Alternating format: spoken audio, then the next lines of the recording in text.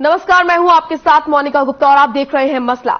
आदमपुर उपचुनाव को लेकर नामांकन प्रक्रिया हो चुकी है, पूरी हो चुकी है और 3 नवंबर को चुनाव होंगे। ऐसे में और सभी प्रत्याशियों ने अपने अपने तरीके से रणनीति तैयार कर ली है। आदमपुर में इस बार सभी प्रत्याशियों के बीच कांटे की टक्कर है।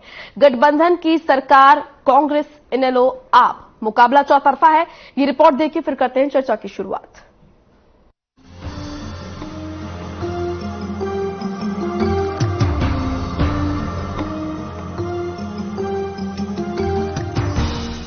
आदमपुर विधानसभा के उपचुनाव की बिसात बीत चुकी है। सभी पार्टियों के उम्मीदवार चुनावी व्यूह रचना से सज्जित होकर विरोधियों को चारों खाने चित्त करने के लिए तैयार हैं।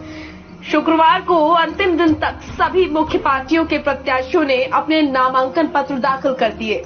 नामांकन पत्र दाखिल करने के साथ ही सभी दलों ने अपने स्टार प्रचारकों की लिस्ट भी जारी कर दी है। अब ये स्टार प्रचारक आदमपुर हलके के गांव में अपने अपने प्रत्याशियों के लिए वोटों की अपील करेंगे। वहीं बड़े दल के नेता रैलियों के माध्यम से मतदाताओं को लुभाने का प्रयास करेंगे।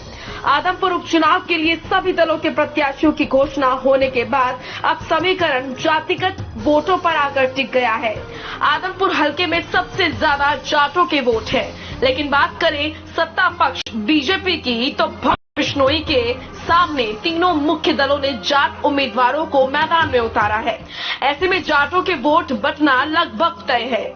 इस तरह देखा जाए तो गैर जाट वोटर्स ही आदमपुर उपचुनाव की दिशा तय करेंगे। सबसे पहले समझिए कि जातीय समीकरण क्या कहते हैं। उपचुनाव में जातीय समीकरण का गणित। सबकी निगाहें जाट वोटों पर है। सभी प्रत्याशियों की निगाहें अब जाट वोटों पर लगी हुई है। आदमपुर हलके में कुल 1,71,473 मतदाता है। इनमें से सबसे ज्यादा करीब 52,000 वोट जाट समाज के हैं। वहीं 31,000 वोट बिश्नोई समुदाय के हैं।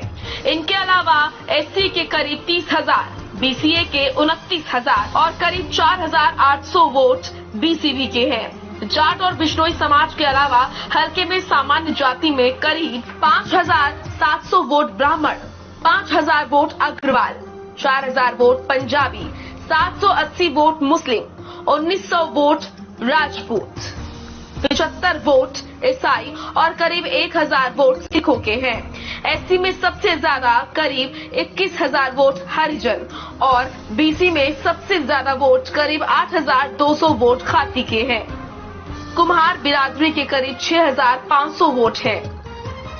बीजेपी प्रत्याशी भव्य बिश्नोई के सामने कांग्रेस प्रत्याशी जयप्रकाश, आम आदमी पार्टी के सत्येंद्र सिंह और इनेलो से कुरड़ाराम नंबरदार चुनावी मैदान में हैं। खास बात यह है कि भव्य बिश्नोई के सामने मुख्य दलों के तीनों प्रत्याशी जाट समुदाय से हैं। ऐसे में वोटों का ध्रुवीकरण होता है तो जाटों के वोट बंटने की पूरी संभावना है। अगर गैर जाट समाज के वोट भव्य को मिलते हैं तो सबकी नजर गैर जाट वोटर्स पर रहेगी। अब प्रत्याशियों द्वारा जाटों के अलावा गैर जाट वोटर्स को साधने की कोशिश की जाएगी, क्योंकि इन्हीं वोटों के आधार पर हलके में चुनावी परिणाम निर्भर करेगा। कुल मिलाकर आदमपुर उपचुनाव के रण में घमासान मच गया है और मुकाबला दिलचस्प होगा। हर खबर ब्यूरो।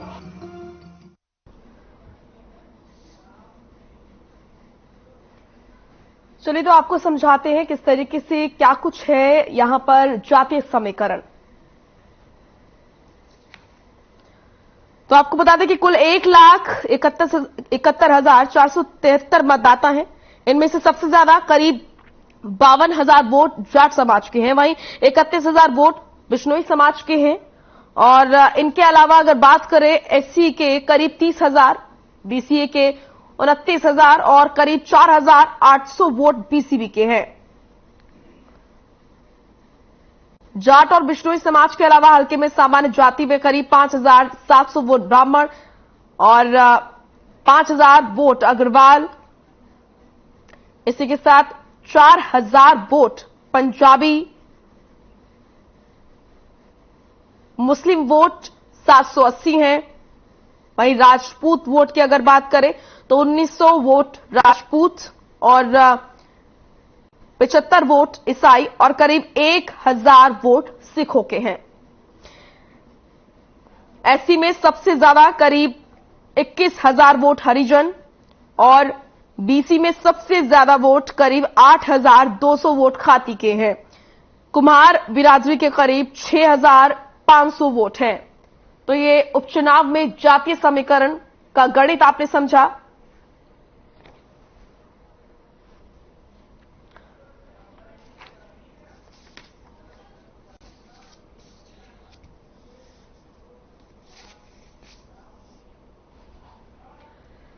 तो चुनाव की बिसात बिछ चुकी है, सभी पार्टियों की तैयारियां जोरों पर है और ऐसे में जातीय समीकरण की हम बात कर रहे थे। तमाम पार्टियों के जो प्रवक्ता हमारे साथ जुड़ चुके हैं, सभी का परिचय आपसे करा देते हैं। भूपेंद्र गहलोत जुड़े हैं, प्रवक्ता है बीजेपी के। बजरंग दास गर्ग जुड़े हैं, प्रवक्ता है कांग्रेस के। कृष्ण कुटार जुड़े हैं, प्रवक्ता है नलो के। और मनोज राठी आम आदमी पार्टी के प्रवक्ता है। आप सभी का बहुत बहुत स्वागत है। भूपेंद्र जी, सबसे पहले मैं आपका रुख करूंगी। बिसात बिछ चुकी है, सभी की तैयारियां पूरी हैं।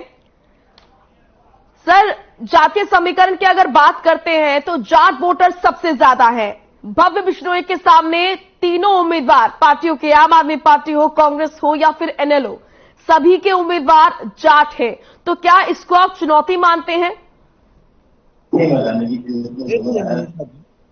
हमारी पार्टी भारतीय जनता पार्टी 36 बिरादरी की पार्टी है और ये पार्टी सबको साथ लेके चलती है, सबका सम्मान करती है, सबका विकास करती है।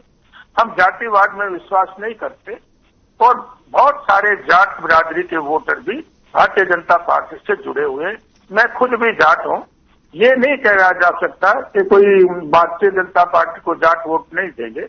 हम विकास सबका करते हैं, कोई जाति के आधार पर विकास नहीं करते, चाहे वो हर घर में नल पहुंचाने का। वाकई आपको लगता है कि चुनावी रणनीति बनाई जाए और उसमें जातीय समीकरण की बात ना हो? नहीं, देखिए दूसरी पार्टी कोशिश करती है, लेकिन हम जात पात की कभी राजनीति ना हमारी पार्टी ने की और ना हमारी पार्टी करती है। हमारी पार्टी सबका समान विकास करती है, ना क्षेत्रवाद की बात करती है, ना भाई भतीजावाद की बात करती है, ना जात पात की बात करती है। देखिए, मैं आदमपुर चुनाव की बात आपको बताऊं। ये वैसे तो ये कुलदीप बिश्नोई के बारे में बोलेंगे कि वो कांग्रेस छोड़कर आ गए, ये हो गया। जो यूपी का चुनाव हुआ, 5 राज्यों के जो चुनाव हुए, उसके बाद कांग्रेस की हालत ऐसी होगी कि उसमें भगदड़ मच गई। मैं तो ये कहूं कि ये जो चारों कैंडिडेट हैं, ये चारों ही कांग्रेस छोड़कर आए हैं। जयप्रकाश ने भी इलाज के चुनाव में जब टिकट नहीं दी तो ऐसे बोला था कि भूपेंद्र हुड्डा तो पार्टी से भगा रहे हैं सबको। सर, इसको तो कांग्रेस उपलब्धि बताती है कि तमाम राजनीतिक दलों के पास अपने कोई उम्मीदवार नहीं है, सब कांग्रेस के नेता गए हैं, उनको अपना उम्मीदवार बनाया। मैं इसी बात पे आ रहा हूँ। और वो चक्कर काट के जब किसी पार्टी ने उसको शामिल नहीं किया तो वो दोबारा से उस पार्टी में चला गया। ये तो भूपेंद्र हुड्डा ने कसम खाई हुई है कि ये सबको भगाकर पार्टी में से और खुद भी फिर कांग्रेस पार्टी को छोड़ देगा। जो पंजाब में इनका जैसे हाल हुआ था, अभी चुनाव नजदीक हिमाचल और गुजरात के और राजस्थान के हैं, उनमें भी यही हाल होगा। वहां भूपेंद्र इसके गहलोत के साथ ये क्या कर रहे हैं, ये सारा बीजेपी कांग्रेस का जो है एक षड्यंत्र है। 23G ग्रुप जो इनका था और भूपेंद्र सिंह हुड्डा उसके मेन नेता है। ये सबको भगाकर और ये खुद भी भाग जाएंगे कि हमारी पार्टी के दरवाजे पर भी हर महीने आते हैं। लेकिन हमने इनको कहा कि जब आप क्लीन साफ होके आएंगे, जो केसों में आप जमानत पर हैं, अगर उसमें आप साफ हो जाते हैं तो हम आपको पार्टी में ले सकते हैं। सर, इनेलो और आम आदमी पार्टी भी मैदान में है, उनके बारे में भी जरा बोल लीजिए। देखिए, आम आदमी पार्टी की तो मैं बात करूं, ये तो पूरा शुरू से जो इनकी जन्म हुआ है वो झूठ के सारे जन्म हुआ है। आती हूँ सर, सबको एक बार मैं आऊंगी सबके पास। बोलिए सर। अन्ना हजारे जी का जो एजिटेशन चल रहा था उसमें मैं भी शामिल था। जब ये पूरा लंबा हाथ करके कहता था, केजरीवाल सबसे ज्यादा बोलता था कि हम राजनीति में नहीं आएंगे।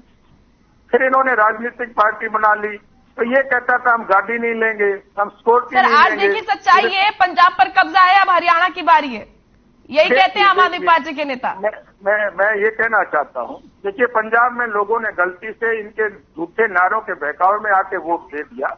उसके 2 महीने बाद जो वहां का मुख्यमंत्री बना है मान, उसकी जो सीट खाली हुई थी, 2 महीने बाद ही वहां आम आदमी पार्टी का क्या हाल हुआ ये सब लोग जानते हैं। और हरियाणा में ये किस मुंह से बात करेंगे? चाहे SYL का पानी हो, उसमें ये कसम खाते हैं, अरविंद केजरीवाल कसम खाता है कि हम पानी नहीं देंगे, और चंडीगढ़ की बात हो, हम चंडीगढ़ नहीं देंगे। कोई हम अपना विधानसभा के लिए भवन बनाने की जगह मांगे, हम वो जगह नहीं देंगे। तो ये क्या मुंह लेकर के हरियाणा में वोट मांगेंगे? हरियाणा के लोग इनको मुंह नहीं लगाएंगे और इनका पूरा बुरा हाल हो जाएगा। और कुछ लोग तो इनके जेलों में हैं, और इन्होंने दिल्ली में तो शराब की दुकान ही खोल दी और गोदाम भी बना लिए थे। अभी जब उनको लगा के तुम अंदर जाओगे, इन्होंने उस पॉलिसी को भी वापस लिया। इसलिए मैं ये कहता हूँ कि हरियाणा के अंदर इसका आम आदमी पार्टी का कोई जनाधार नहीं है, ना इनका कोई MLA है। इनेलो को क्या कहेंगे सर? जी इनेलो को लेकर क्या आपका इरादा है? नहीं, इनेलो के तो पिछला जो चुनाव हुआ उसमें 1% वोट मिला था इनेलो को। तो इनेलो को तो कोई ये होगा कि उनका 1.25% वोट पा जाएगा, यहाँ थोड़ा बहुत वोट परसेंट बढ़ जाएगा। बाकी इनेलो का तो खत्म हो गया। और इनेलो के बारे में सब जानते हैं, इनके जो राष्ट्रीय अध्यक्ष हैं वो कैसे कैसे जेल गए थे, कैसे लोग कैसे आए हैं, आज भी वो जमानत पर हैं। ये सारे हरियाणा की जनता इनके बारे में अच्छे से जानती है। और जहां तक मैं कांग्रेस का ये उम्मीदवार है, ये भी लोकदल से ही आया था, और लोकदल के बाद ये हवीपा में गया, और हवीपा के बाद ये कांग्रेस में गया, कांग्रेस से फिर आजाद हुआ, और आजाद से होके फिर कांग्रेस में आ गया। ये बहुत ही दल बदलू और बहुत ही बगैर तली का लोटा है। इसको लोग कोई इसको मुंह नहीं लगाएगा, और ये बुरी तरह से इसकी जमानत जब्त होने का काम होगा। मुझे याद आया, कुलदीप बिश्नोई जी के बारे में क्या कहेंगे सर? देखिए, मुझे ही बोलना है। देखिए, जब से भी मैं ये कहता हूँ, पिछले जितने भी चुनाव हुए, भजनलाल परिवार ने जितने चुनाव लड़े, उस समय कांग्रेस के अलावा लड़े तो कांग्रेस की जमानत जब्त हुई। 1970 में जब भजनलाल जी ने चुनाव लड़ा था तो कांग्रेस की जमानत जब्त हुई थी। फिर जनहित कांग्रेस से भजनलाल जी ने चुनाव लड़ा, फिर कांग्रेस की जमानत जब्त हुई, और 2014 में फिर कांग्रेस की जमानत जब्त हुई। और जब कुलदीप बिश्नोई जनहित से MP बने तो कांग्रेस तीसरे और चौथे नंबर पर थी। हमारा और दुष्यंत का जो मुकाबला था, आज हम दुष्यंत और हम सब इकट्ठे हैं, और भारतीय जनता पार्टी और उसका परिवार सब मिला के हमारे लाख से ऊपर वोट हमें आएंगे। ऐसा मैं आपको कहना चाहता हूं। और कुलदीप बिश्नोई तो बहुत ही लोकप्रिय और भव्य बिश्नोई सबसे ज्यादा पढ़ा लिखा और नौजवान नेता है। तभी विपक्ष कह रहा है कि वो तो बाहर के। क्या ठीक है सर। गेहलोत जी, बाहर का अगर है तो सिर्फ जयप्रकाश है। ठीक है सर, तीन जो उम्मीदवार हैं, ठीक है गेहलोत जी, औरों को भी समय देते हैं सर। ठीक है, बाहर का है। ठीक है सर, औरों को भी समय देते हैं। मैं सभी से गुजारिश करूंगी कि अपनी बारी पे ही बोले। बजरंग दास जी, आपके पास आऊंगी मैं। आपको क्यों लगता है सर, कांग्रेस को क्यों लगता है कि बीजेपी की योजना पर पानी फेरने के लिए जयप्रकाश सबसे मुफीद उम्मीदवार है? देखिए मोनिका जी, यहाँ भारतीय जनता पार्टी का सवाल है, आपको इस बात से महसूस होगा विरोधी बहुत सीनियर प्रवक्ता है और कैसे पानी पी कर कांग्रेस को खोसे। इनका मतलब ये, इनको बड़ा भारी भय आई कांग्रेस भय के अंदर आदमी बोलता है अभी कभी कांग्रेस ना आ जाए। और जहां तक कि जो भारतीय जनता पार्टी का सवाल है, भारतीय जनता पार्टी का आदमपुर में कोई जनाधार नहीं है। मनोज साहब को भी पता है, वहां पे इनके पास कोई कैंडिडेट नहीं था। जो भजनलाल परिवार के सिवाय एक कैंडिडेट गिना दे कि इनके पास तो दूसरा कैंडिडेट था। सर किसी और को क्यों उतारेंगे सर? वो नहीं, उनके पास तो अच्छा मौका है ना सर, उनका रिकॉर्ड है, वो लगातार जीत दर्ज कर रहे हैं, तो उनके पास तो अच्छा मौका है। उम्मीदवार खुद उनके पास चल के आया है। पूरी लैंड मोनिका जी, मैं कर लें दो पूरी एक मिनट लिए। मैं ये बताना चाहता हूँ, जैसे कुलदीप ने पलटी मारी वैसे ही भारतीय जनता पार्टी का सफाया होना लाइन लग चुकी। जितने भी इनके कार्यकर्ता वर्कर थे आदमपुर में सारे भारतीय जनता पार्टी ज्वाइन करके, 2 कैंडिडेट थे, एक तो हमारे पास करण सिंह आ गया, दूसरा सेंदर जो है आप पार्टी ज्वाइन कर गया तो चुनाव लड़ रहा है। मैं यही पूछना चाहता हूँ कि 10 भारतीय जनता पार्टी के प्रॉपर विधानसभा आदमपुर 10 वर्कर के नाम गिना दो कि 10 वर्कर हमारे साथ भारतीय जनता पार्टी के खड़े हैं। कोई वर्कर नहीं है। और जहां तक मुद्दा है आज के दिन विकास का, 8 साल में जिस व्यक्ति ने एक ईंट ना लगाई इस सरकार में, वो किस नाम से वोट मांगेंगे? कल तक तो कुलदीप बिश्नोई, उसका बेटा बब्बे बिश्नोई, ये क्या कहता था, भाई हरियाणा में पूरे देश में सबसे कमजोर और मुद्दा मुख्यमंत्री कोई है, हरियाणा का मनोहर लाल खट्टर है। सर वो तब क्या कहते हैं, ये आज कोई याद नहीं करता, वो आप क्या कहते हैं ये सब याद कर रहे हैं सर? नहीं, मैं नहीं कह रहा, मैं कुलदीप जी की और बब्बे बिश्नोई की बात बता रहा हूँ। ये भी कहा विकास नहीं विनाश पुत्र है ये आज वो अपनी मलाई नहीं, आप कह रहे हैं कि विकास की ईंट नहीं लगाई है आदमपुर में, तो किसके नेता थे वो? कांग्रेस पार्टी से ही तो चुनाव जीते थे ना, वो कांग्रेस का गढ़ है ना आदमपुर। मैं यही तो क्यों नहीं हुआ विकास? मोनिका जी, जो काम जो करवाए कांग्रेस पार्टी ने कराए। हिसार जिले के अंदर बिजली थर्मो प्लांट हमने लगाया, तीसरी यूनिवर्सिटी लाला लाजपत राय ने की नाम से यूनिवर्सिटी बनाई, यहाँ तक कि आदमपुर के अंदर सड़क है। सर आप डिसाइड कर लो बजरंगदास जी, तो सारी आप डिसाइड कर लो कि आदमपुर में विकास हुआ है या नहीं हुआ है। सर आप एक तरफ कहते हैं कि विकास की एक ईंट नहीं लगी। मैं यही कहना चाहता हूँ, 8 साल के अंदर स्कूलों की हालत देख लो, बच्चे 72 स्कूल की हालत है। आज बच्चे स्कूल के अच्छा, इसका जिम्मेदार कौन है बताइए? स्टूडेंट्स जो है, कौन थे वहाँ से जनप्रतिनिधि? कांग्रेस से चुने हुए थे ना। स्कूल में कोई टीचर नहीं है। मोनिका एक मिनट में बोल ले रहे प्लीज, एक मिनट में अपनी बात रख लूं, एक सवाल ले लेना। स्कूल के अंदर हिंदी का टीचर कहीं नहीं है, कहीं इंग्लिश का नहीं है, प्रिंसिपल नहीं है, बच्चे सब बैठे हैं। और हालात देखोगे स्कूल की बद से बदतर है। बच्चों को बैठने के लिए स्टूल नहीं है, जो स्टूल होते हैं, जो बेंच बोलते हैं, बच्चे ओपन खुलने के अंदर पढ़ाई करते थे, ऐसी स्थिति स्कूलों की थी। आज देखो किसानों को मुआवजा लेने के लिए बाल समझ में आदमपुर में धरना दिए रहते हैं, ये कहते हैं हमने काम करवाया।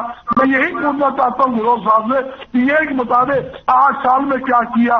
कुलदीप बिश्नोई कहता है कि मैं 500 करोड़ रुपए ले आया, तो तुम 5 महीने बीजेपी ज्वाइन किए हो ना, आपने जो सड़क के खड्डे सर आदमपुर में कितना विकास हुआ है ये गहलोत साहब कैसे बताएंगे सर? वो तो कांग्रेस का गढ़ रहा है ना। ये कह रहे भी हमारा गढ़ है, हम जीतेंगे। और मैं पूछ रहा हूँ 2014 में मोदी सर उन्होंने तो बोला ही नहीं उनका गढ़ है। मनोहर लाल जी भी यही थे, 19 में यही थे, सारा गढ़ कहाँ था? दोनों बार मुद्दा सर वो तो बोल ही नहीं रहे, वो तो बोल रहे भजनलाल परिवार का गढ़ है। वो तो ये बोल रहे हैं ना, आप भजनलाल परिवार कांग्रेस की तरफ से तो जीतते आए हैं ना। इसका मतलब तो भारतीय जनता पार्टी कुछ मासूदा ही नहीं है। तो मनोहर लाल को सौदा ही नहीं है, मोदी साहब को सौदा नहीं है कि चोला पे रखा मोदी का खट्टर साहब का। इसका मतलब ये होया कांग्रेस के जो कैंडिडेट उधारे मांग के लाए उनका सौदा। राजनीति तो ऐसी होती है ना, बातों से ये लगता है साफ लगता है ना। मैं बताना चाहता हूँ मोनिका जी, कांग्रेस पार्टी भारी बहुमत से बीजेपी करेगी। ठीक है, ये तो सभी पार्टियां कह रही का एरिया है, लोगों का मन बन चुका है कांग्रेस के हक में वोट करने का। उसमें खाल माफ क्या है, लोग दुखी है, महंगाई है, बेरोजगारी है। आदमपुर के अंदर जो व्यापार में उद्योग था वो ठप कर दिया। अब आदमपुर के अंदर कॉटन का उद्योग अब तो हुआ करता, जवार का अब हुआ करता। इनकी सरकार की गलत नीतियों का कॉटन मिले आदमपुर से पलायन करके पड़ोसी राज्य राजस्थान में चली गई। जवार गम की 90% फैक्ट्रियां बंद होगी, लोग बेरोजगार हो गए। मैं एक बात और पूछना चाहता हूँ, 8 साल में ये बता दे आदमपुर के किसी व्यक्ति को रोजगार दिया खोसने के सिवाय? ये तो बता दे भी आपने किया क्या है? किस नाम से वोट मांगोगे? कि मनोहर लाल के नाम से मांगोगे जिसमें? सर आप किस नाम से वोट मांगेंगे ना, आप बताइए। आप किस नाम से? मैं मोदी बताता हूँ, हमने 2005 से लेकर 2014 तक 3 रुपए किलो चावल, 3 रुपए किलो दाल अपने गेहूं देने काम किया। तो सर उनको काम करने का मौका जनता ने दिया ही कब है? आदमपुर में बीजेपी को काम करने का मौका जनता ने दिया ही कब है?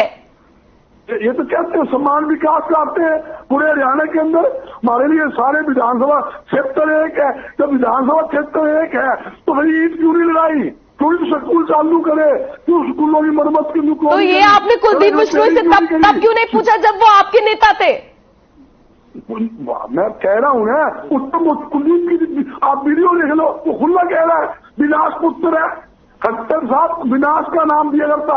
तो आप कह रहे हैं कि कांग्रेस के राज में भी कोई काम नहीं हुआ।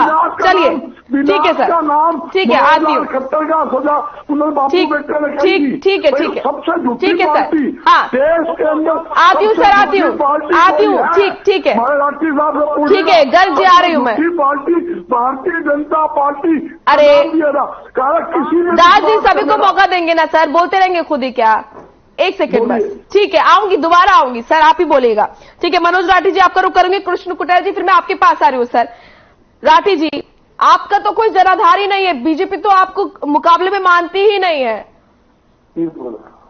ऐसे है, आम आदमी पार्टी का ही जनाधार है, बीजेपी का जनाधार नहीं है।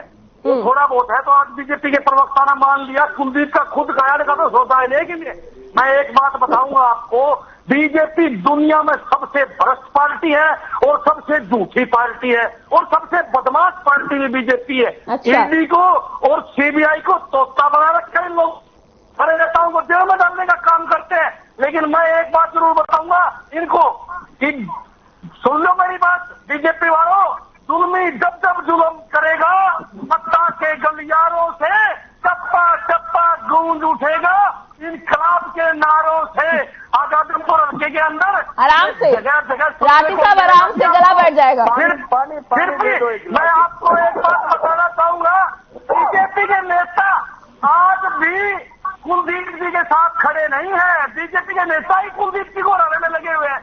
एक बात क्लियर है, बीजेपी के नेता कोई भी प्रचार में कौन गए। अरे चुनाव का टाइम कितना बचा, 10 दिन बचा है। नामांकन कराने कौन पहुंचा सर, भव्य के साथ नामांकन कराने कौन पहुंचा?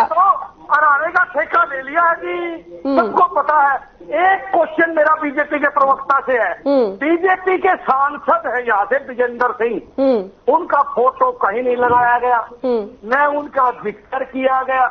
या विजेंद्र सिंह अपना जनाधार खो चुके हैं या अपने सांसद को इन लोगों ने पार्टी से निकाल दिया है। दुष्यंत जी का फोटो बड़ी मुश्किल से लटपटवा के लगवाया बीजेपी, नहीं तो वो भी कौन लगावा था। अब आखिर में दुष्यंत का लगा दिया, विजेंद्र का रख दिया। भाई ये रोड़ा के चल रहा है। नहीं सीएम ने सफाई दी तो इस पर सारे जो नेता हैं उन्होंने पोस्टर लगवाए हैं।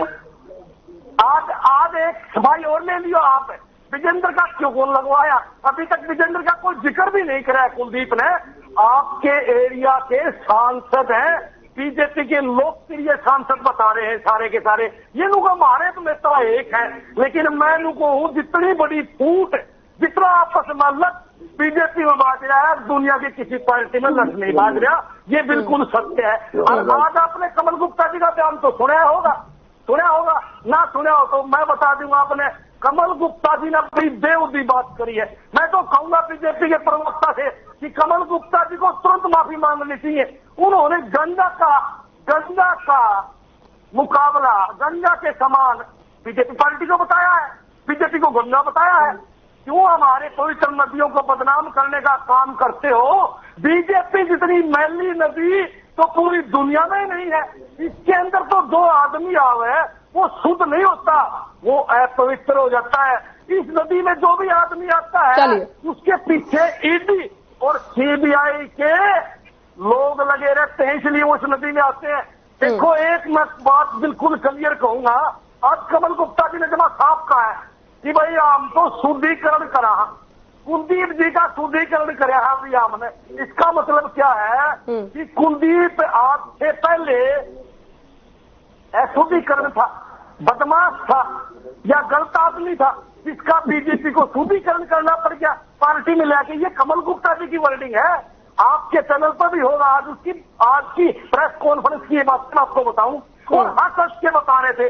मैं बताऊं जी आपने एक बात है, आज पूरे हरियाणा के लोग आपका चैनल देखने लग रहे हैं। कुलदीप ने चुनाव को लड़े, कुलदीप के स्वाद ले रहे हैं जी बीजेपी वाले, मजे ले रहे हैं कुलदीप के, और कुछ अंदरूनी बातें भी निकल के आने लग रही है। एक बात मैं बीजेपी के प्रवक्ता को बताऊंगा, बीजेपी के प्रवक्ता ने आज मान ली जिसको मैं सालों से कहता आया हूँ, और इस डिबेट में मेरे को इस्तेमाल कहते हुए कि बीजेपी का गढ़ नहीं है वो चौधरी कुलदीप बिश्नोई का मेरा गढ़ है, हमारा गढ़ है। आज प्रवक्ता जी ने मान ली, बहुत अच्छी बात है। 2 दिन बाद में मूवी का होगा प्रवक्ता जी, कोई बात ना, हमारा में शामिल थे, क्योंकि कुलदीप बिश्नोई को चुनाव आते ही वापिस भागना किसी न किसी पार्टी में हो सकता है, ज्यादा शुद्ध हो गया हो और कांग्रेस वाले फेल ले, क्योंकि उसमें तो बड़ा ईमानी है। राहुल गांधी जी बढ़िया है, मोदी जी गलत है, खट्टर साहब विकास नहीं करवाते, मेरे को चुनाव करवा दिया, ये सत्य हो सकता है। फिर भी मेरा एक आखिरी सवाल मेरा बीजेपी के प्रवक्ता जी से है, भाई देखो एक बात बिल्कुल साफ है, आप लोगों के पोस्टरों में फोटो गायब, आपके गठबंधन के उम्मीदवार का कहीं नाम, पार्टी के सुप्रीमो का कहीं नाम नहीं दिया जाने लग रहा है। ठीक है, कोई भी कार्यकर्ता, सुन लो पहले, उनका कोई भी कार्यकर्ता कुलदीप जी के साथ किसी प्रोग्राम में, समय का अभाव है। मनोज राठी जी, मुझे एक ब्रेक लेना पड़ रहा है। कृष्ण कुटेल जी, ब्रेक के बाद आपके पास में आऊंगी, एक छोटे से ब्रेक ले रुक रहे हैं, फौरन लौटेंगे।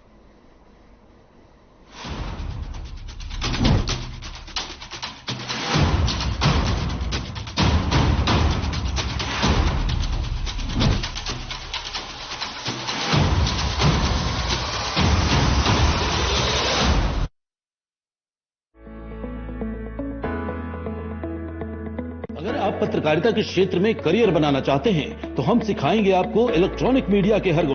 जल्दी करें, साधना एकेडमी फॉर मीडिया स्टडीज में एडमिशन शुरू हो चुके हैं, सिर्फ कुछ ही सीटें बची हैं, तो देर बिल्कुल न कीजिए। हमारा कॉन्टैक्ट नंबर है 9999131700, 9999131800, या फिर आप हमारी वेबसाइट www.sadhnamedia.com पर विजिट कर सकते हैं। आप हमें noida.sems@gmail.com पर ईमेल भी कर सकते हैं। 100% जॉब प्लेसमेंट की गारंटी, आज ही संपर्क करें।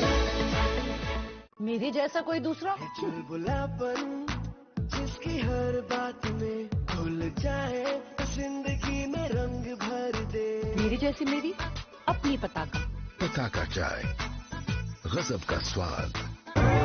देखें कौन नया खिलाड़ी आया है, समझा देते हैं, प्यार से समझाएंगे। ये तो अपनी जुबान है। जुबान एक हो तो दिल भी एक होने चाहिए।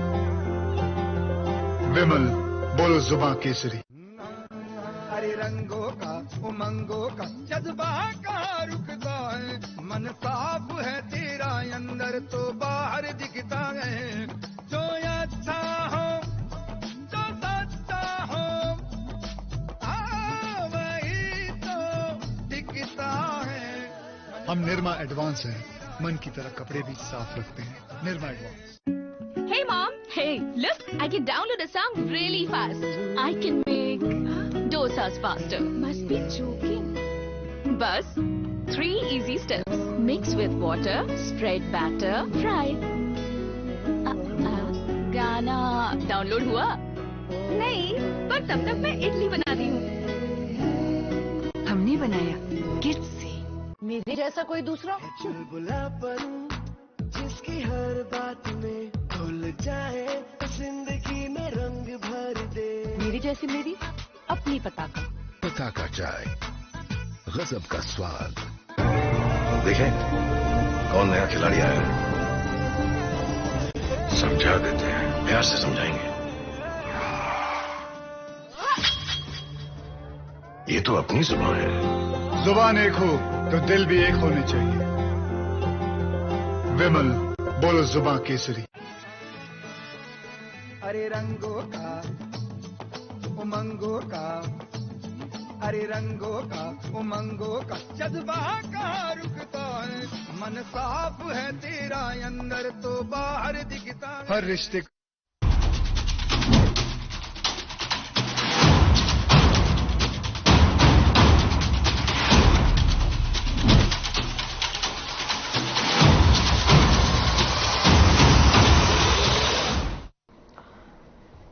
ब्रेक के बाद स्वागत है आपका। आदमपुर उपचुनाव को लेकर हम बातचीत कर रहे हैं, मंथन कर रहे हैं किस तरीके से किस पार्टी की कितनी तैयारी और कौन कितना तैयार है। हमारे साथ तमाम राजनीतिक दलों से प्रवक्ता जो हैं वो जुड़े हुए हैं। भूपेंद्र गहलोत प्रवक्ता बीजेपी के, बजरंगदास गर्ग प्रवक्ता कांग्रेस के, कृष्ण कुटेल प्रवक्ता इनेलो के और मनोज राठी प्रवक्ता आपके। ब्रेक से पहले कृष्ण कुटेल जी, मैं बोल रही थी आपके पास आऊंगी, आप लगातार कुछ कहना चाह रहे हैं, सर जवाब दीजिए। देखिए ऐसे मेरा जो बीजेपी के प्रवक्ता है गहलोत साहब जी अभी यहाँ पर बोल रहे थे कि बीजेपी जो है कि वो जात पात की राजनीति नहीं करती।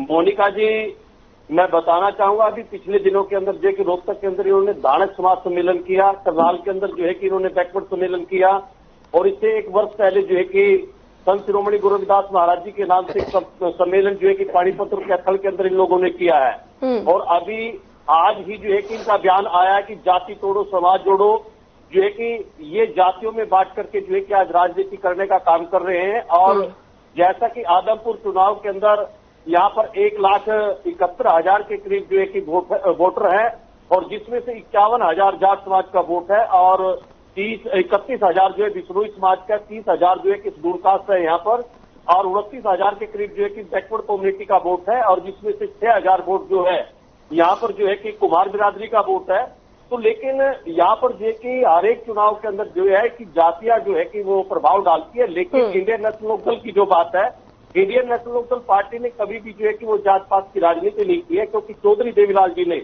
यानी सर्व समाज जोड़ करके जो है कि यहाँ को जो है कि हरियाणा प्रदेश को बनाने का काम किया। और जब हरियाणा प्रदेश को बना करके जो है कि फिर उन्होंने जो है कि इस देश की राजनीति के अंदर जो है कि अपना कदम रखा, और इस देश के अंदर भी जो है कि वो सर्व समाज की राजनीति करके जो है कि इस देश के वो प्रधानमंत्री बने। और आज इंडियन नेशनल लोकदल पार्टी जो है उन्हीं की नीतियों पर आधारित जो है कि आज वो काम को कर रही है। और मोनिका जी, मैं आपको बताना चाहूंगा कि आज बीजेपी और कांग्रेस के खिलाफ जो है कि जनता अपनी आवाज को बुलंद कर रही है। और मैं आज आदमपुर चुनाव में ही था, और आदमपुर के मैंने विभिन्न गांव का दौरा किया, आदमपुर में, लाडवी में, और जो है कि हमारा मलापुर में किया है, न्योली गांव के अंदर जाकर की जो ग्राउंड रिपोर्ट जो है। और दूसरा जो है कि जनता के बीच एक आवाज है कि कुलदीप बिश्नोई ने जो है कि अपने स्वार्थ के लिए, ईडी से बचने के लिए, सीबीआई से बचने के लिए जो है कि वो रिजाइन किया है, और खुद चुनाव न लड़ करके जो है कि अपने बेटे को जो है कि चुनाव मैदान के अंदर जो है कि उन्होंने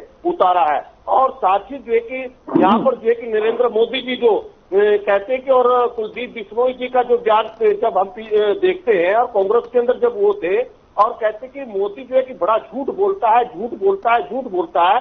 लेकिन आज हम कुलदीप जी से जो है कि जनता पूछ रही है, क्या अब जो है कि नरेंद्र मोदी जी झूठ नहीं बोलेंगे? तो ये एक आंख मिचोली का खेल कांग्रेस और बीजेपी जो है कि इस चुनाव के अंदर जो है कि आपस के अंदर मिली हुई है। क्योंकि पहले भी मैंने आपके डिबेट के अंदर जो है कि एक बात बोली थी, जो कि भूपेंद्र सिंह हुड्डा के ऊपर जो है कि जो हमारा भूमि घोटाला है उसकी तलवार लटकी हुई है। अभी सुप्रीम कोर्ट का फैसला कल आया है, उसके अंदर जो है कि उनके ऊपर जो है कि चार्ज फ्रेम हुआ है। और यहाँ पर जो है कि झूठ बोल करके राजनीति करने का काम जो है कि ये कर रहे हैं। कांग्रेस ने जो है कि इस देश और प्रदेश को जो है कि 60 वर्षों के अंदर जो है कि लूटने का काम किया, और 40 वर्षों तक इस आदमपुर के अंदर जो है कि जो सत्ता पर रहे हैं वो चौधरी भजनलाल जी रहे हैं, कुलदीप बिश्नोई जी रहे हैं, लेकिन उन्होंने जनता का तो आदमपुर की जनता इन लोगों को समझ क्यों नहीं पाई सर? और दूसरा जो है कि इंडियन नेशनल लोकदल पार्टी जो है कि बड़ी मजबूती के साथ, और इंडियन नेशनल लोकदल पार्टी ने जो है कि आदमपुर के व्यक्ति का जो है कि वो सम्मान किया, और उस व्यक्ति का सम्मान किया है कि जो किसानों के लिए लड़ाई लड़ रहा है, जो जनता के बीच में रह करके जो है कि उनके दुख सुख के अंदर जो है कि हर समय जो है कि वो खड़ा रहता है। और आज जनता के अंदर जो है कि इंडियन नेशनल लोकदल के प्रति जो है कि वो हवा आओगे, और 2 दिन के बाद आप देखना कि ये बहुत ही जो है कि जो काफिला इस बार ऐसा क्या जादू कर रहे हैं आप? इससे पहले तो आदमपुर में कभी इससे पहले तो आदमपुर में कभी इन लोगों का नामो निशान नहीं दिखा। आदमपुर के अंदर जब भेड़िए लोग जो है कि इसको लूटने का काम करते हैं, जेपी को भेज दिया, जेपी जो है कि किलायत के अंदर जाकर के बोलते हैं, जब कांग्रेस को उसकी टिकट करती है तो हुड्डा के खिलाफ बोलता है, और आज वो हुड्डा की प्रेज करता है क्योंकि उसको जो है कि यहाँ पर अपना स्वार्थ है। और दूसरा कहा कि चुनाव जीते या ना जीते, मैंने तो जो है कि किलायत से जो है कि वो चुनाव को जीतना है, किलायत से मैंने जो है कि चुनाव को लड़ना है। और यहाँ पर बड़े पैमाने पर किसी का पेट्रोल पंप के वाले के पैसे देने, कभी किसी टेंट वाले के पैसे देने, लोग जो है कि हाहाकार मचाया हुआ है। और जो है कि ये जेपी से जो है कि जनता पूछ रही है, जो आज जेपी जो है कि बयान उलट पुलट बयान देकर के जो है कि जनता को गुमराह करने का काम कर रही है। तो जनता जो है कि इस बात को पूछ रही है कि जेपी जी आपको पैदा करने वाला कौन था? आपको पैदा करने वाला तो चौधरी देवीलाल जी था, और देवीलाल जी ने ही आपको निचले स्तर से उठा करके जो है कि आपको शिखर तक पहुंचाया। और तो आपका जो उम्मीदवार है सर कुर्रा राम जो है वो कौन है? कुर्रा राम तो कांग्रेस के नेता थे ना? कांग्रेस के थे, कांग्रेस की रातें हवीपा में रहे, वो चौधरी बंसीलाल जी के साथ रहे, उसने सदा ही जो है कि जनता की राजनीति की है, किसानों की, मजदूर की, कमेरे वर्ग की राजनीति की है। वो निचले स्तर का कार्यकर्ता है। अगर निचले स्तर का कार्यकर्ता जो इंडियन नेशनल दल की विचारधारा से जुड़ता है तो इंडियन नेशनल दल ने उसका मान सम्मान किया और उसको टिकट दिया है। आपकी पार्टी से कोई जुड़ता है तो वो इनेलो की विचारधारा से जुड़ता है, उसका स्वागत है। किसी और पार्टी में अगर कोई नेता आता है तो वो तो अशुद्ध है, वो ऐसा है, वो वैसा है। सर ऐसे क्यों? मोनिका जी ये हमारी वर्डिंग नहीं है, ये बीजेपी की वर्डिंग है। अगर बीजेपी के अंदर कोई व्यक्ति जो है कि चला जाता है तो उसके 200 करोड़ रुपए माफ हो जाते हैं। ईडी और सीबीआई जो है कि वो घर के अंदर चली जाती है, वो घर के अंदर चली जाती है। ठीक है सर। हाँ, और उसका शुद्धिकरण हो जाता है। अगर वो बीजेपी में न जाए तो वो अशुद्ध है। चलिए ठीक है। भूपेंद्र जी सर, लगातार आप बहुत धैर्य करके बैठे हैं, एक एक कर सभी का जवाब दीजिए सर। आपके धैर्य की भी मैं कहूंगी, दाद दूंगी। किस तरीके से सभी ने बहुत गंभीर आरोप लगाए हैं, जवाब दीजिए सर, चाहे वो कांग्रेस हो, आप हो या फिर इनेलो। तो मैं जरूरी तो नहीं समझता, लोकदल और ये जो आम आदमी पार्टी, इनका जवाब दे देता हूं। ये चौधरी देवीलाल के नाम से कितने साल खाएंगे? 20 साल से ये चौधरी देवीलाल के नाम का खा रहे हैं। अरे भैया बीच में नहीं बोलना, मैं आपके बीच में नहीं बोला था। नहीं भैया आप सुनने की कोशिश करिए।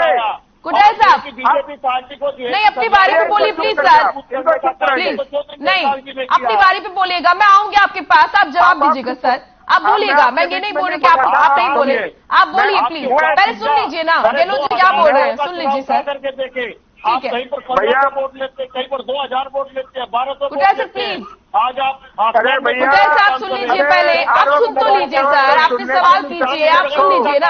आपने भी तो कहा है ना सर बीजेपी को लेकर, आपने भी तो कहा ना, तो आप भी सुन लीजिए सर। की भी शक्ति रखो और बोलिए भाई प्लीज। मैंने पहले कहा था कि अपनी बारी पे ही बोलिए, वरना मुझे वॉल्यूम डाउन करना पड़ेगा, मुझे वॉल्यूम डाउन करवाना पड़ेगा प्लीज। अरे रेलवे आपने बेच दिया, एयरपोर्ट बोलिए, आपने बेच दिया। गहलोत जी बोलिए प्लीज।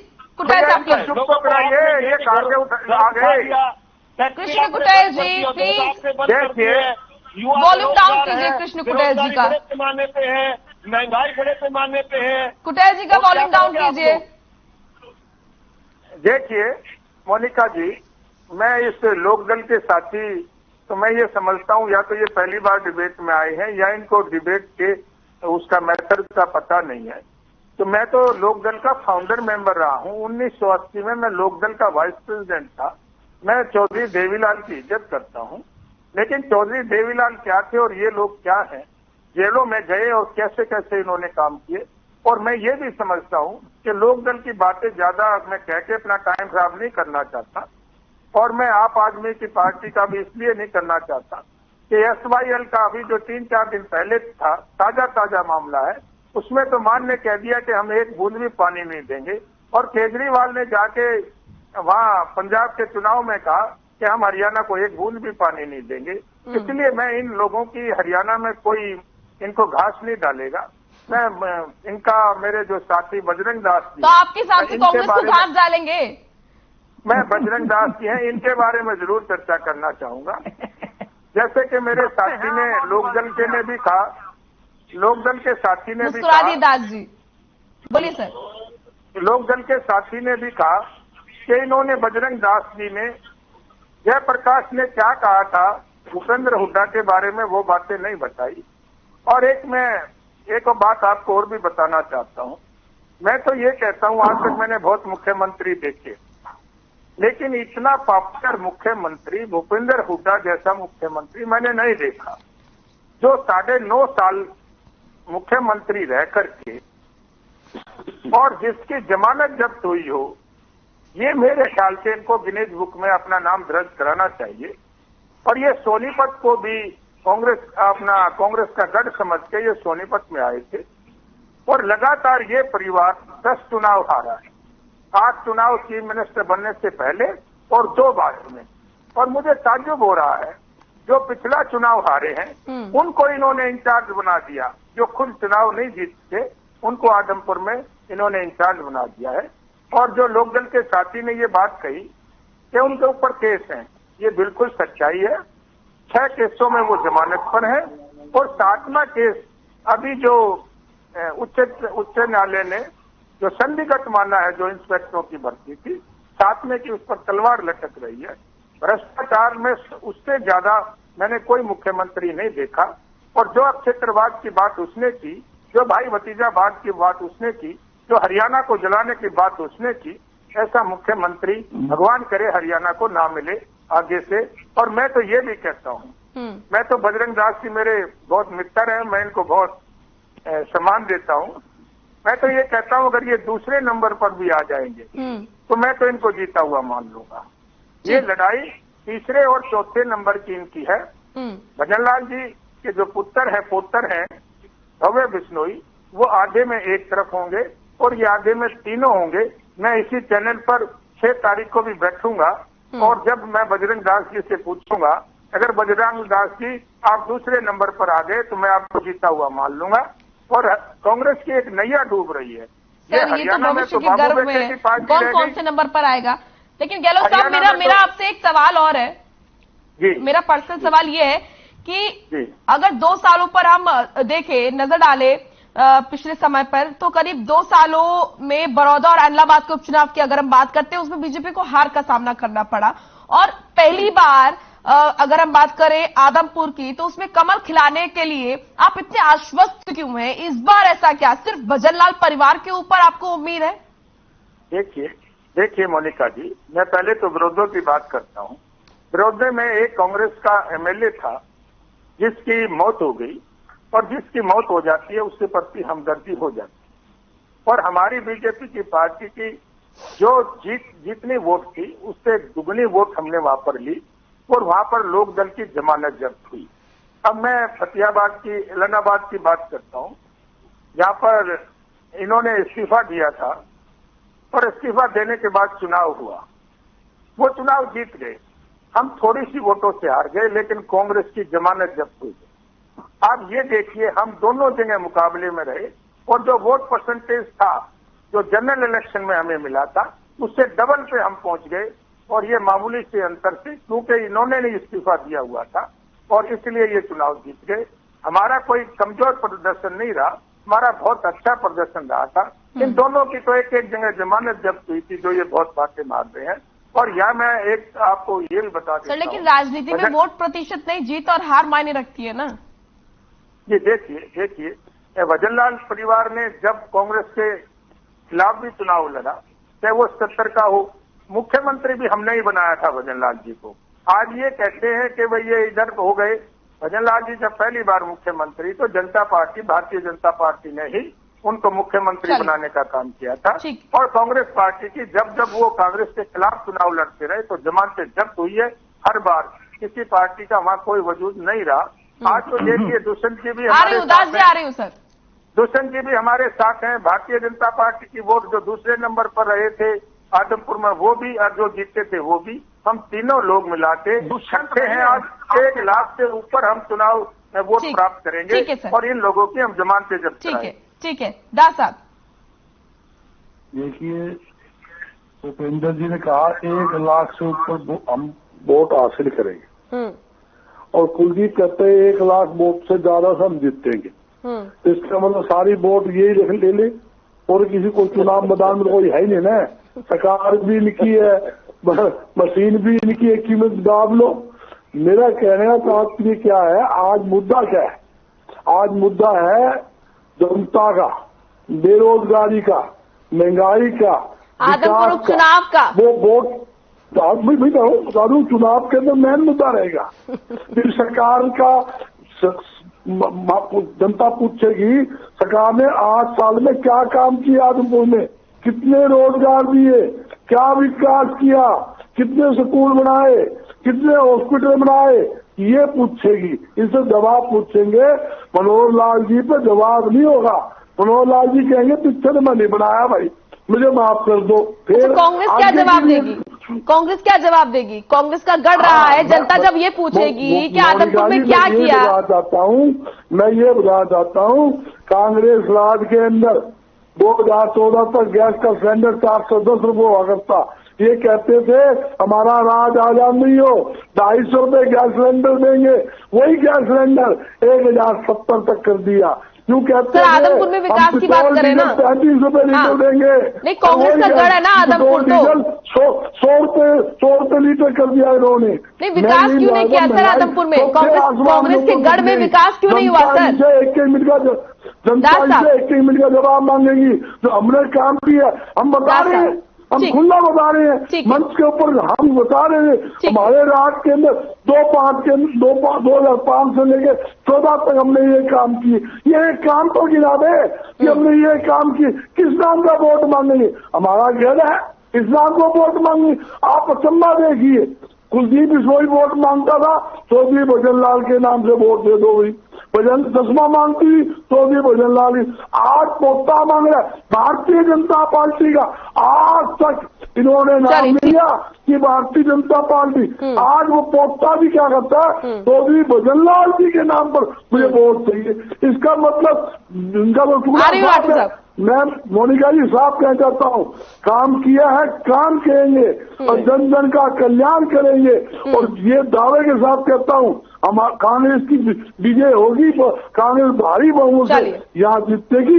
ये कांग्रेस की सीट है, हमेशा कांग्रेस जीतती आई है। चौधरी भजन लाल जी कांग्रेस में थे, कांग्रेस सिंबल चुनाव लड़े, 3 बार मुख्यमंत्री बने और हमने केंद्र का मंत्री बनाया और प्रदेश अध्यक्ष बनाया। ठीक है, इन्होंने क्या बनाया? ठीक है, समय कम है, सभी से लास्ट कमेंट में लूंगी। इन्होंने सिर्फ झूठ की राजनीति, इन्होंने क्या कहा, 2 करोड़ लोगों को प्रधानमंत्री नरेंद्र मोदी जी ने 2014 में कहा था कि 2 करोड़ ठीक है,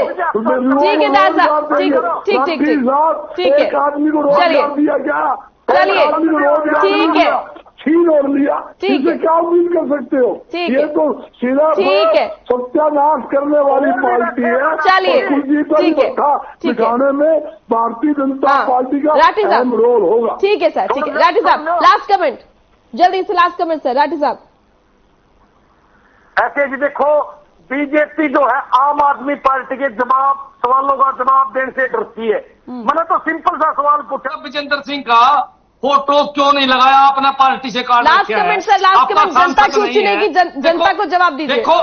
देखो साफ बात है, क्यों नहीं लगाया? फिर भी मैं एक बात कहूंगा कि बार बार ये SYL का जिक्र करते हैं। मैं आपको जवाब दे देता हूं, मोदी जी ने बड़ी सभा में कहा था कि हिंदुस्तान का पानी पाकिस्तान में जाने लग रहा है, मैं उसको रोक के हिंदुस्तान को पानी देने का काम करूंगा। क्यों तो बड़ी पंचायत में 50 बार कहा था, क्यों नहीं यार, क्यों रोक दिया पानी? पाकिस्तान में पानी जा रहा है, ये चक्कर है। एक दिन मोदी जी मुंह छुपाकर रात को पाकिस्तान में गए थे, क्या 60 करके आए भाई? ठीक है, कई साल साहब, ठीक है, पूरी एक मिनट मेरी पूरी बात कर दो। कई साल पहले हमारे बिरयानी खाने गए थे, बिरयानी खाने पाकिस्तान गए थे, और जब उनको एक वहां की पत्रकार ने कहा था कि मैं वाजपेयी जी से शादी कर लूंगी पर मुंह दिखा के मैं कश्मीर मांगूंगी, तो मैं बीजेपी के प्रवक्ता से पूछूं कि मोदी जी रात को पाकिस्तान गया था, क्या 60 करके आया है? कहीं भारत देश का पानी मुंह दिखाई में तो नहीं दिया है पाकिस्तान को। आदमपुर की बात चल रही है, पाकिस्तान का पहुंच गए राठी साहब। ठीक है, SYL का मुद्दा है ये। ठीक, हाँ ठीक है, तो वो तो यही बोले ना, हरियाणा की जनता को क्या जवाब देंगे? आप तो पाकिस्तान पहुंच गए, पहले हरियाणा की जनता को तो जवाब दीजिए ना। आपका स्टैंड क्या है SYL पर? क्यों नहीं दे पाते इस बात का जवाब? ठीक है, ठीक है, पहले तो आदमपुर की जनता को जवाब दीजिए ना, हरियाणा की जनता को जवाब दीजिए ना।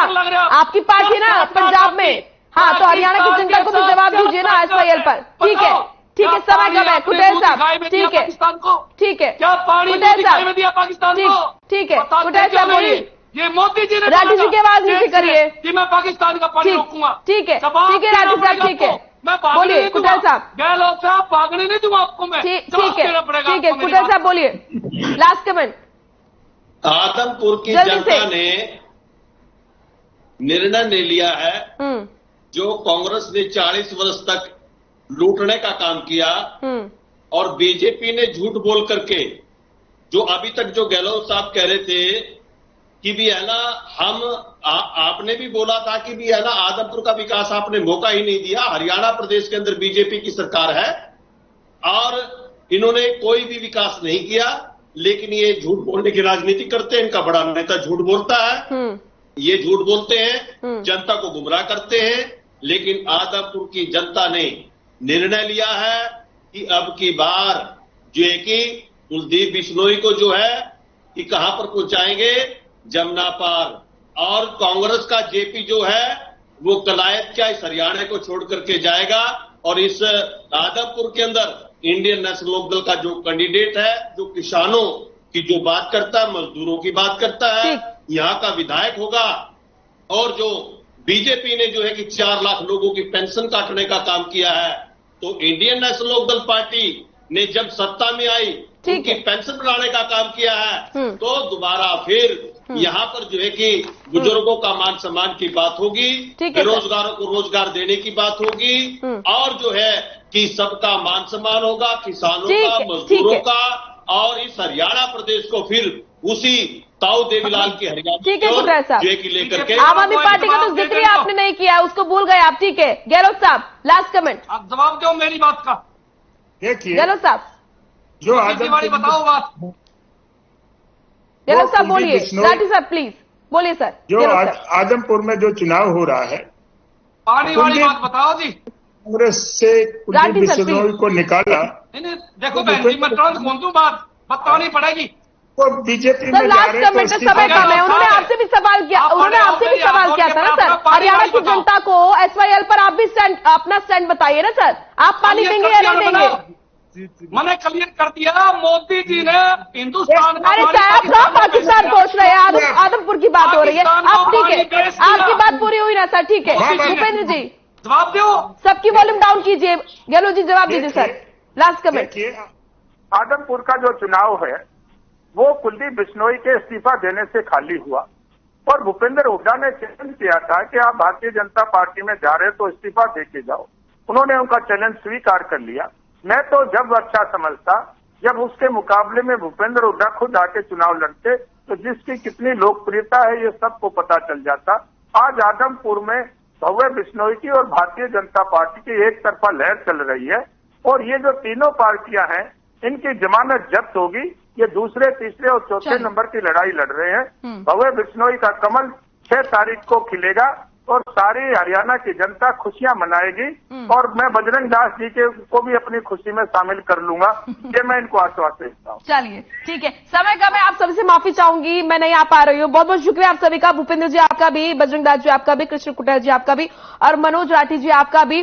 तो उपचुनाव की बिसात जो है वो बिछ चुकी है और सभी राजनीतिक दलों की तैयारियां पूरी हैं। क्या कुछ किसकी तैयारी है ये भी पता चला, लेकिन जीत किसकी होगी, आदमपुर की जनता किसको मौका देगी, ये तो भविष्य की गर्भ में है, ये पता चलेगा समय आने पर। फिलहाल मसला में इतना ही। आप देखते रहिए तमाम खबरें। नमस्कार।